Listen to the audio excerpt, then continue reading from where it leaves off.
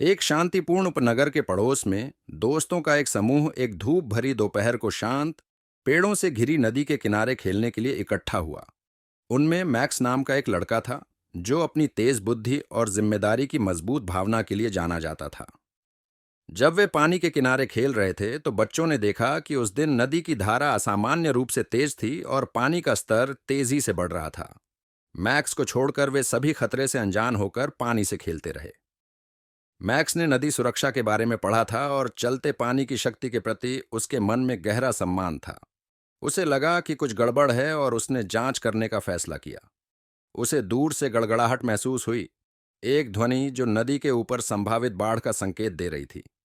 खतरे को महसूस करते हुए मैक्स ने तुरंत अपने दोस्तों को इकट्ठा किया और कहा, हमें अब निकलना होगा।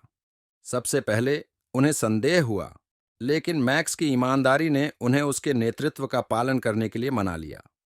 वे नदी के किनारे से अपने घरों की ओर भागे, लेकिन पानी तेजी से बढ़ रहा था। जल्द ही नदी उफान पर आ गई और गड़गड़ाहट तेज हो गई। मैक्स के दोस्तों को आखिरकार स्थिति की गंभीरता का एहसास हुआ और उनमें दहशत फैल गई। मैक्स के मार्गदर्शन से वे ठीक समय पर पास की पहाड़ी पर पहुंच गए।